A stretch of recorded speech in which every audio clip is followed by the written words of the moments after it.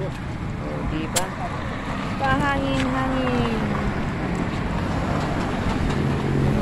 What's up, guys? Pahangin. Pahangin dito, pahangin. Diba? Ayos na. Mga kamotoran, mga kagulungan. Dito ka, baka masabit ka dyan. Diba? Ayan ang pahangin. Motor, mga ka-loads. Mga ka-riders. Ayan,